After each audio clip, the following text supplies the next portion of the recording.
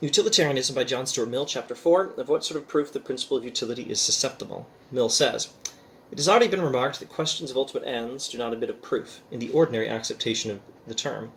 To be incapable of proof by reasoning is common to all first principles, to the premises of our knowledge as well as to those of our conduct."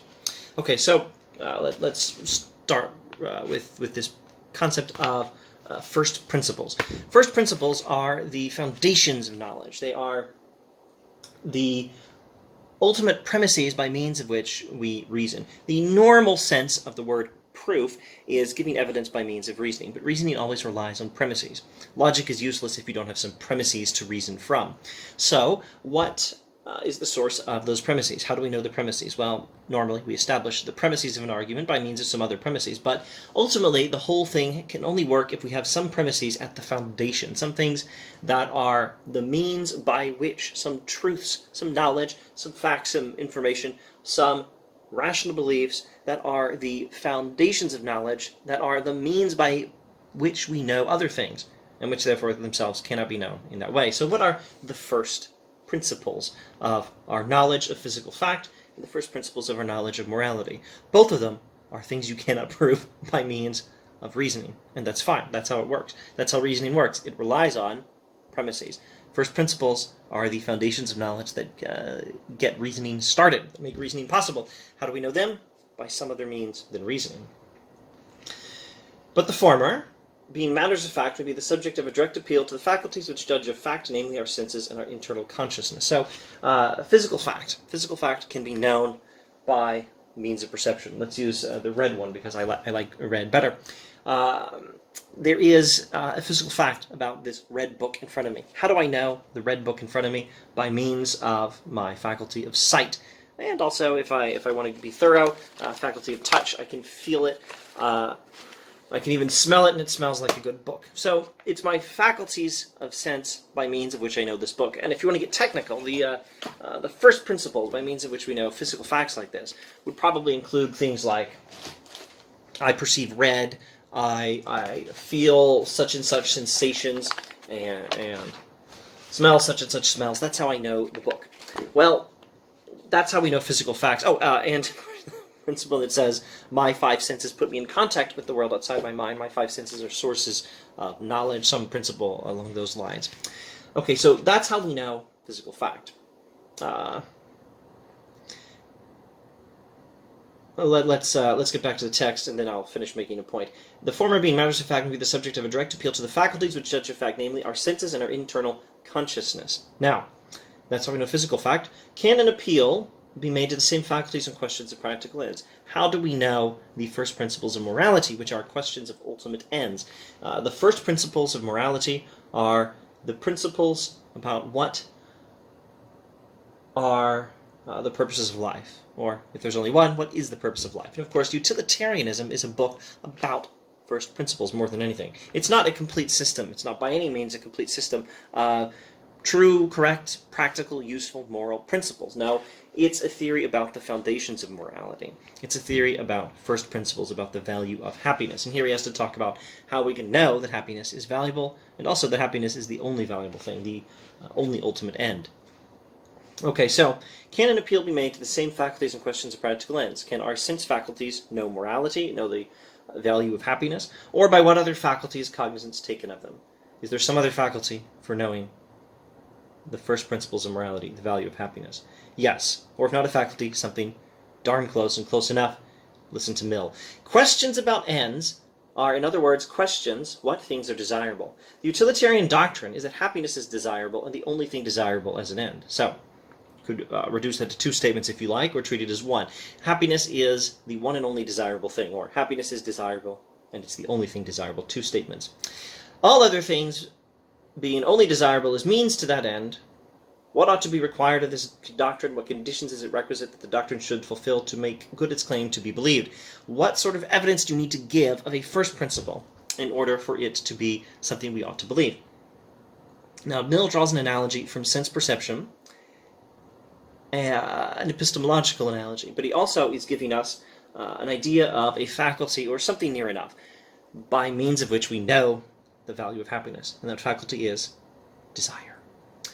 The only proof capable of being given that an object is visible is that people actually see it.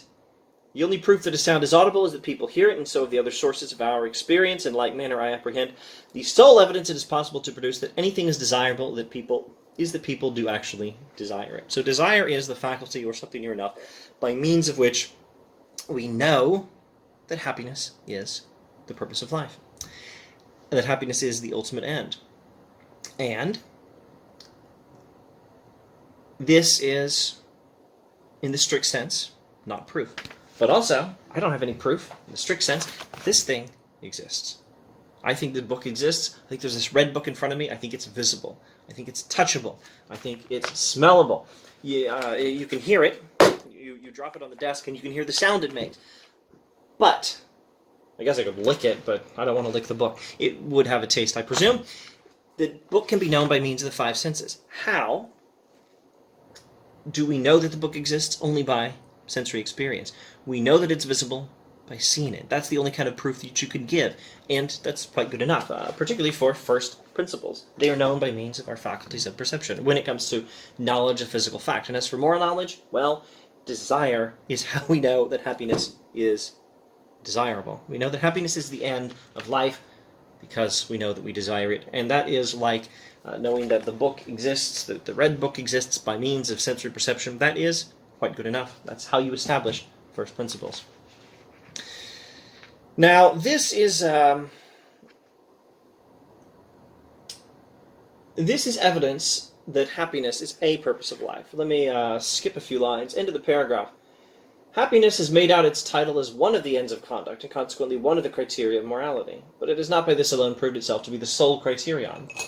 To do that, it would seem, by the same rule, necessary to show not only that people desire happiness, but that they never desire anything else. So, desire is how we know that happiness is the purpose of life. But, in order to show that happiness is the only purpose of life, remember there are two components of the foundational utilitarian principle. The utilitarian doctrine is that happiness is desirable, and the only thing desirable is an end. He's shown that happiness is desirable because we desire it. But how do you prove that it's the only thing desirable? You need to do some more work. So, Mill has shown, by means of this argument, that happiness is something we desire, that happiness is a purpose. Happiness really is a purpose of human life. We know it because we desire it. That is how you know first principles of morality. Desire is the faculty, or something near enough, by means of which we know the foundations of morality, the desirability of happiness. And that proves only that happiness is desirable. You need to do some more work to show then happiness is the only desirable thing. And that's what the rest of the chapter is going to be about. Now let's zoom out just a bit and keep in mind what we're dealing with here. We are dealing with the foundational principle, the principle that happiness is desirable and the only thing desirable as an end. The principle you build on it is that actions are right insofar as they are the sort of actions that tend to increase happiness. Now, strictly speaking, that is what we could define as the utilitarian theory, or at least the utilitarian theory of what makes a moral action. And that was the subject of Chapter 2. Now he's going to a deeper level and looking at the foundation of that principle. That theory of the morality of an action is built on the theory that happiness is desirable and the only thing desirable as an end. And that foundational principle is the subject of Chapter 4. And so far he's only proven that happiness is desirable, although strictly speaking he hasn't proven it. He's shown that there is a way of making good the claim that this belief has that we should believe it. Making good the claim to be believed by this principle, happiness is the end of human life. That happiness is the only thing desirable as an end. He's shown that there is a way of making good that claim, that we should believe it. Making good the claim of that principle that we should believe it, and that way is desire. But that's not enough to show that happiness is the only thing desirable as an end. We have to do some more work. He's going to do that in the rest of Chapter 4.